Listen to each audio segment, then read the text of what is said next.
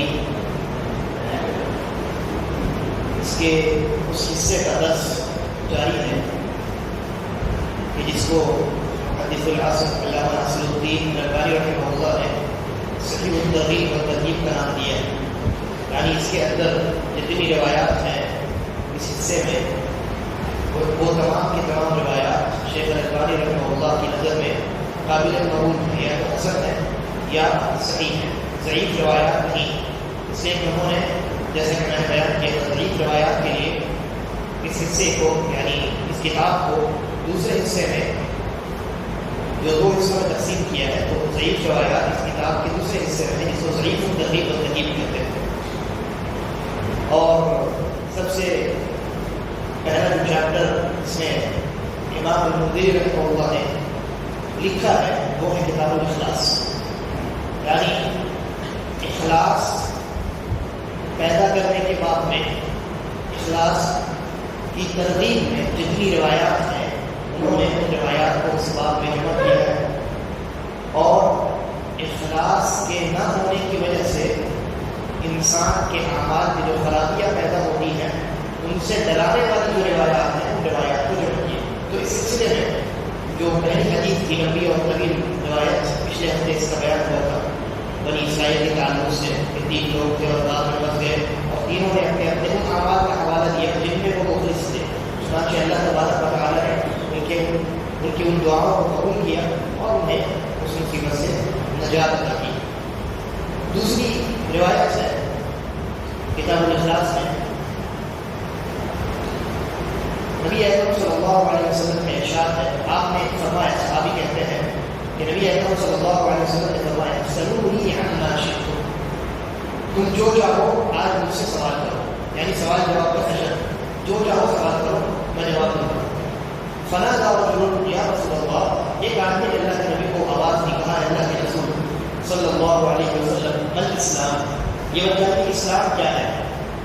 قال اقام الصلاۃ وایتاء الزکاۃ، آپ نے جواب دیا اسلام یہ ہے کہ نماز کو قائم کیا جائے اور زکوٰۃ کی ادائیگی کی جائے. قال فما الایمان، تو اس سوال کرنے والے نے دوبارہ پوچھا یہ تو آپ نے اسلام بتا دیا، اب یہ بتائیے ایمان کیا ہے؟ آپ نے جواب دیا الاخلاص. سوال کیا کیا گیا؟ ایمان کیا ہے؟ اللہ کے نبی نے جواب دیا ایمان اخلاص ہے. تیسرا سوال کیا، کہا فما یقین، تو یقین کسے کہتے ہیں؟ قال التصدیق بالقیامہ، یقین کہتے ہیں قیامت کی سچی تصدیق کو.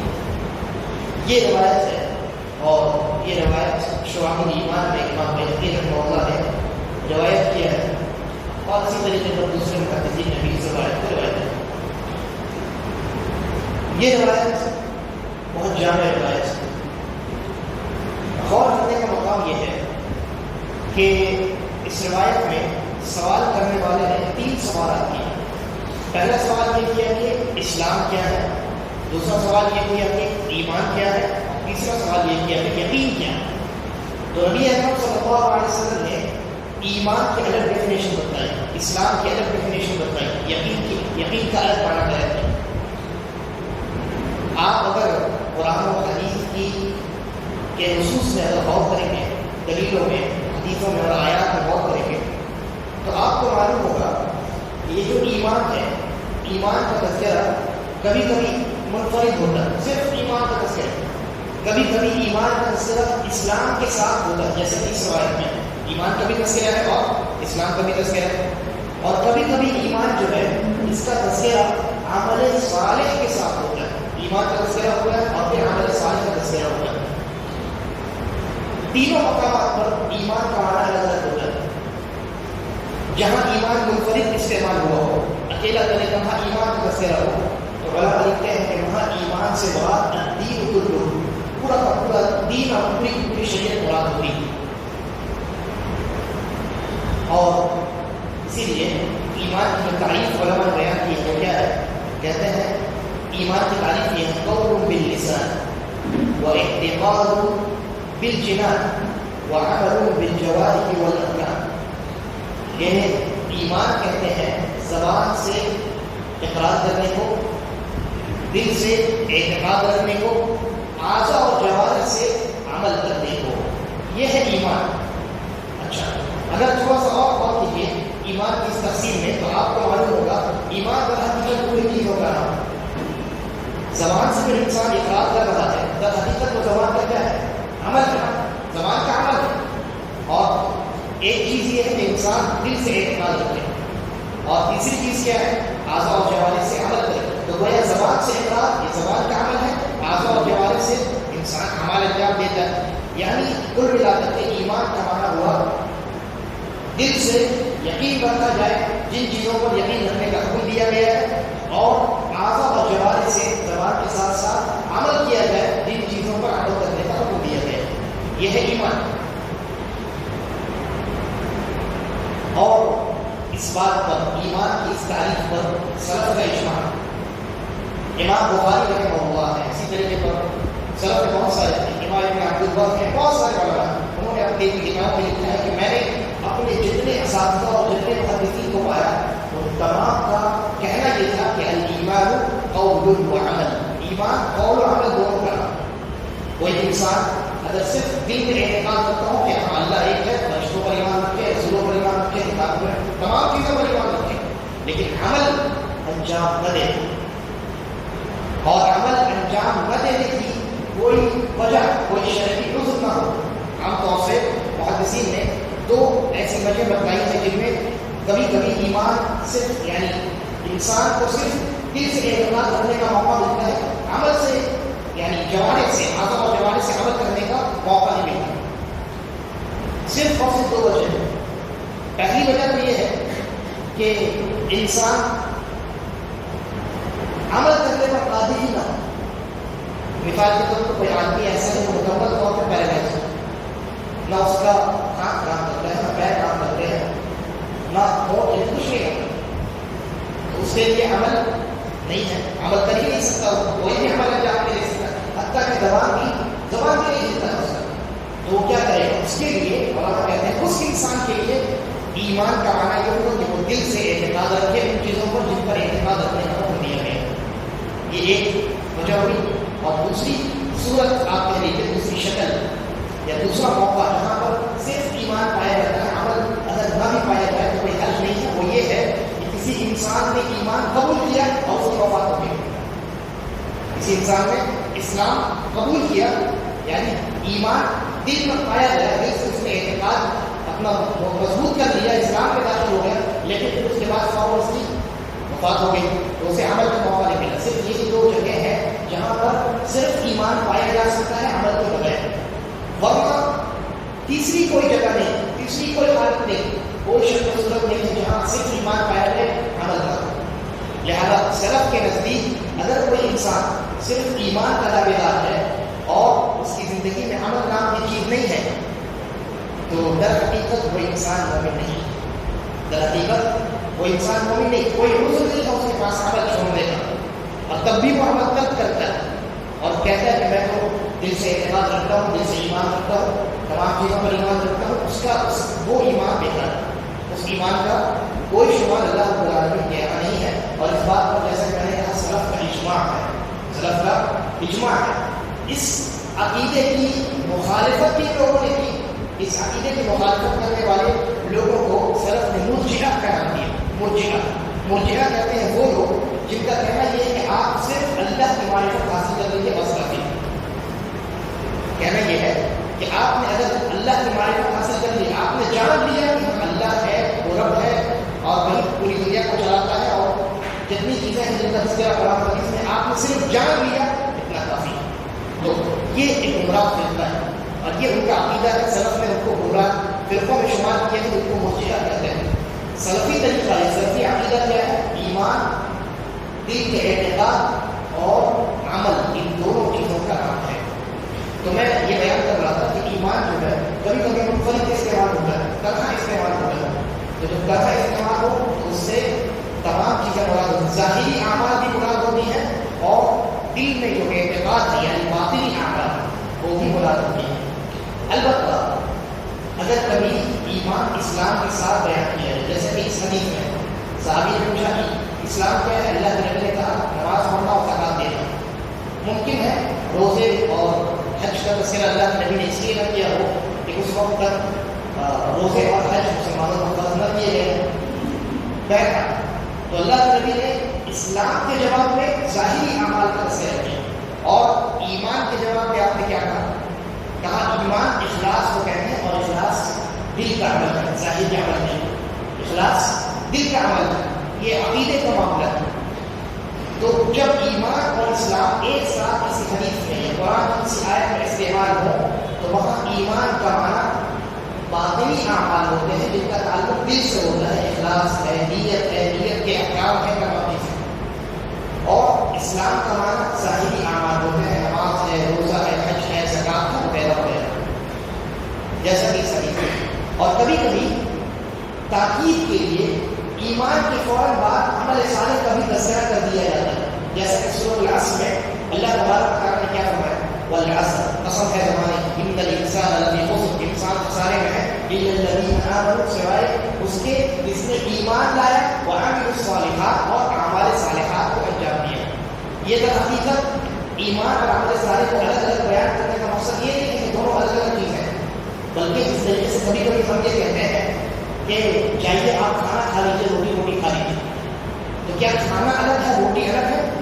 نہیں، ہم نے روٹی کا تذکرہ کھانے کے ساتھ ساتھ اس لیے کیا ہے کیونکہ عام طور سے وہ انسان روٹی کھاتا ہے، تو اسی طریقے پر کبھی کبھی ایمان کے ساتھ ساتھ ہمارے صالح کا تذکرہ کر دیا جاتا ہے تاکید کے طور پہ، تاکہ یہ بتایا جائے کہ ایمان کے اندر عمل صالح کی بہت زیادہ اہمیت ہے، اس لیے اس کو الگ سے بیان کیا جاتا ہے۔ نبی اکرم صلی اللہ علیہ وسلم سے اسلام کے بارے میں سوال کیا گیا، آپ نے چند ظاہری اعمال کا تذکرہ کیا کہ نماز کا قائم کرنا اور زکات کا ادا کرنا۔ صحابی نے پوچھا ومن ایمان، ایمان کیا ہے؟ اللہ کے نبی صلی اللہ علیہ وسلم نے صرف ایک جملہ ارشاد کہا، الاخلاص، ایمان اخلاص کا نام ہے۔ آپ نے اگر حدیث جبریل سنی ہوگی تو اس میں آنے والے ہیں حضرت جبریل علیہ السلام جو انسانی شکل میں آئے تھے، انہوں نے نبی اکرم صلی اللہ علیہ وسلم سے بالکل یہی سوالات کیے تھے، انہوں نے بھی ایمان کے بارے میں پوچھا تھا، اسلام کے بارے میں پوچھا تھا۔ تو وہاں آپ دیکھیں گے کہ اللہ کے نبی صلی اللہ علیہ وسلم سے جب حضرت جبریل نے ایمان کے تعلق سے پوچھا تو آپ نے ایمان کی ایک لمبی تفصیل بتائی، کہا ان تؤمن باللہ وملائکتہ وکتبہ ورسلہ والیوم الآخر والقدر خیرہ وشرہ، کہ ایمان یہ ہے کہ تم اللہ پر ایمان لاؤ، اس کے رسولوں پر، اس کے کتابوں پر، اس کے فرشتوں پر، تقدیر کے اشیاء اور برائی پر ایمان لاؤ۔ یہ 6 چیزیں ہیں جو جنہیں ایمان کے 6 ارکان کہا جاتا ہے۔ لیکن اس حدیث میں اللہ کے نبی صلی اللہ علیہ وسلم سے بالکل وہی سوال تھا کہ فمن ایمان، ایمان کیا ہے؟ یہاں آپ نے وہ تفصیل میں بتائی، کہا الاخلاص، ایمان اخلاص کا نام ہے۔ کیوں؟ آپ کا یہ فرمانا بالکل اسی حدیث کی طرح ہے کہ جس میں نبی اکرم صلی اللہ علیہ وسلم نے کیا فرمایا تھا؟ فرمایا تھا الحج عرفہ، کہ حج عرفہ میں وقوف کا نام ہے۔ اس کا یہ مطلب نہیں ہے کہ اگر کسی نے صرف عرفہ میں وقوف کر لیا اور حج کے تمام ارکان چھوڑ دی، طواف چھوڑ دیا، سعی چھوڑ دی، تمام چیزیں چھوڑ دی، تو اس کا حج ہو جائے گا۔ بلکہ کہنے کا مقصد یہ ہے کہ الحج عرفہ یعنی حج میں سب سے زیادہ اہم رکن جو ہے وہ وقوف عرفہ ہے۔ اسی طریقے پر یہاں نبی اکرم صلی اللہ علیہ وسلم کا ایمان کے جواب میں یہ کہنا کہ ایمان اخلاص کا نام ہے، یعنی ایمان جو تم سمجھتے ہو اس میں سب سے اہم چیز جو ہے وہ اخلاص ہے۔ ایمان کا تعلق ہی دل سے، ایمان آپ اللہ کر رہا ہے یا فرشتوں کر رہا ہے یا کتابوں رسولوں تقدیر کے اشیاء یا برائی کر رہا ہے، ان تمام چیزوں کا تعلق کہاں سے؟ دل سے۔ اگر آپ کے اس ایمان میں اخلاص ہے، اگر آپ کے اس ایمان میں اللہ کی رضامندی کو حاصل کرنے کی نیت اور ارادہ شامل ہے تو ہی آپ کا یہ ایمان قابل قبول ہے، ورنہ اس ایمان کی کوئی اہمیت نہیں ہے۔ اس کے بعد نبی اکرم صلی اللہ علیہ وسلم نے سوال کیا ہے فمن یقین، یقین کسے کہتے ہیں؟ یقین کسے کہتے ہیں؟ آپ نے جواب دیا ہے تصدیق بالقیامہ، قیامت پر، قیامت کی تصدیق کرنا، قیامت کا جو تذکرہ قرآن حدیث میں آیا ہے اسے سچا ماننا، سچا قرار دینا، اسے یقین کہتے ہیں۔ ویسے تو یقین کا حکم ایک مسلمان کے لیے یہ ہے کہ وہ ہر اس چیز پر ایمان لائے جس کا تعلق غیب سے، اور اسی لیے ایمان کا جو لغوی معنی بیان کیا جاتا ہے، ڈکشنری میننگ جو بیان کیا جاتا ہے ایمان کا وہ کیا ہے؟ یقین ہے، یقین اور تصدیق۔ لیکن یہاں نبی اکرم صلی اللہ علیہ وسلم نے یقین کا اخلاص معنی بیان کیا ہے۔ یقین کہتے ہیں آخرت پر، یوم قیامت کی تصدیق کرنے کو، یعنی یوم قیامت کے تعلق سے جو کچھ خبر نبی اکرم صلی اللہ علیہ وسلم نے اللہ تبارک و تعالیٰ نے دی ہے اس پر آنکھ بند کر کے ایمان لائے، اس کی تصدیق کی جائے، اس کو سچا بنا جائے۔ اس لیے کہ جو انسان قیامت کے دن پر ایمان لائے گا، قیامت کے دن کی تصدیق کرے گا، تو ایسی صورت میں وہ انسان پوری کی پوری شریعت کا تصدیق کرنے والا بنا ہے۔ نبی اکرم صلی اللہ علیہ وسلم کو صحابہ نے دیکھا ہے، قرآن مجید ہماری آنکھوں کے سامنے، نبی اکرم صلی اللہ علیہ وسلم کے فرامین ہماری آنکھوں کے سامنے، لیکن قیامت ہم نے نہیں دیکھی۔ اگر ہم نے قیامت پر ایمان لایا تو بقیہ تمام چیزوں پر ہم ایمان لانے والے آٹومیٹکلی ہو گئے۔ پہلا تو یہ روایت ہوئی اخلاص کے بارے میں ہمیں یہ سبق دیتی ہے کہ ہم اپنے ایمان میں، اپنے عمل میں اخلاص پیدا کریں۔ اگر اخلاص نہیں ہے نہ ایمان کی کوئی اہمیت ہے اور نہ اخلاص کی کوئی اہمیت، اس لیے کہ ظاہری اعمال ایمان کے بغیر مکمل نہیں ہے۔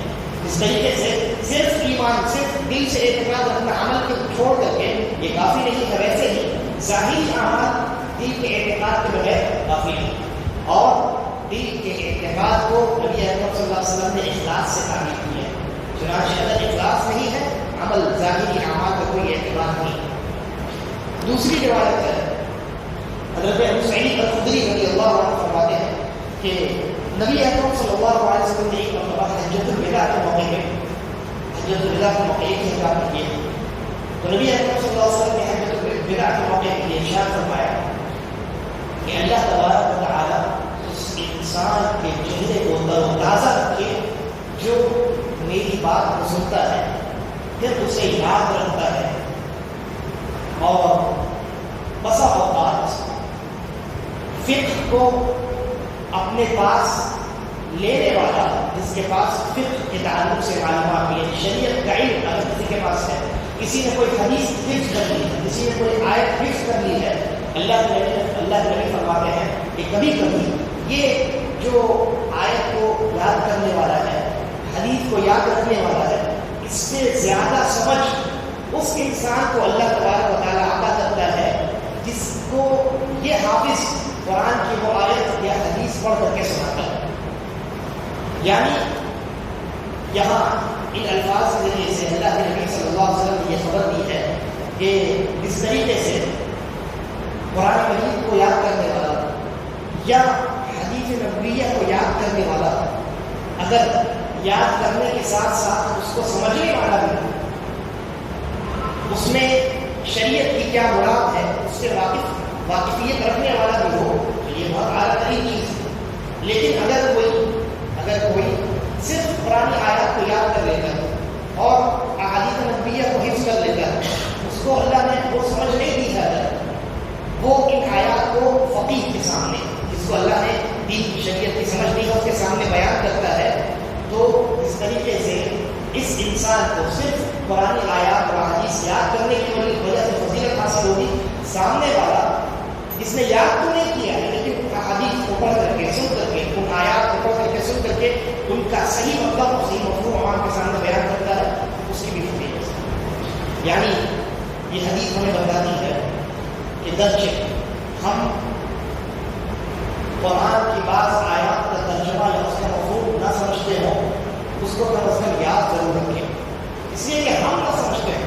ہو سکتا ہے مثال کے طور پر میں دس دے رہا ہوں، مجھے قرآن کی کوئی آیت ابھی آپ کو بتانی ہو اور میرے ذہن میں کوئی الفاظ نہیں آ رہے، تو سامنے کوئی حافظ بیٹھا ہوگا، میں کہوں گا کہ فلاں آیت ہے، فلاں کی آیت ہے، آپ سے تھوڑا سا اشارہ دوں تو فوراً وہ آیت سنا دیں، حالانکہ اس آیت کا مفہوم نہیں جانتا اور مجھے وہ آیت یاد نہیں، لیکن دونوں اپنی اپنی جگہ امت کو فائدہ پہنچا رہے ہیں۔ اس لیے بہت سارے لوگ آپ کو معاشرے میں ملے تھے، مجھے بھی ملے، جن کا یہ کہنا ہے کہ قرآن حفظ کرنے کا کوئی فائدہ نہیں، آپ قرآن کا ترجمہ پڑھیے اور اس کی تفسیر پڑھیے، قرآن حفظ کرنے کا کوئی فائدہ نہیں۔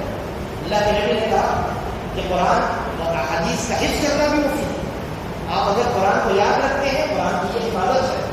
قرآن اور احادیث کو اگر آپ حفظ کرتے ہیں، یہ حدیث کی حفاظت ہے. جبکہ آپ اس کو نہ سمجھتے ہو، آپ نہ سمجھتے ہو، کوئی دوسرا سمجھے گا، آپ کے ذریعے سے کوئی دوسرا مستفید ہوگا، بس کسی دوسرے طریقے سے استفادہ کرے گا. تو اس لیے علماء لکھتے ہیں اس حدیث کی شرح ہے کہ ہر انسان کو یہ کوشش کرنی چاہیے کہ جہاں قرآن مجید کی بات سورتوں کو یاد کرتا ہے، وہیں احادیث، چھوٹی چھوٹی جو احادیث ہوتی ہیں، جو ضروری احادیث ہوتی ہیں، کم از کم ان کو بھی یاد رکھے، تاکہ ایک تو حدیث کی حفاظت ہو سکے، اور دوسرا یہ کہ جب وہ حدیث یاد رکھے گا اور اگر ترجمہ بھی اس کا یاد رکھے تو کسی نہ کسی موقع پہ، کسی نہ کسی موڑ پر اس کو وہ حدیث یاد آئے گی. اس کو یہ یاد آئے گا کہ نبی اکرم صلی اللہ علیہ وسلم نے فلاں مسئلے کے تعلق سے یہ فرمایا کہ اگر اخلاص کی کوئی حدیث یاد کرے، انسان کی مدد اعمال ہوئی ہے کہ اعمال کا دار مدار نیتوں پر ہے.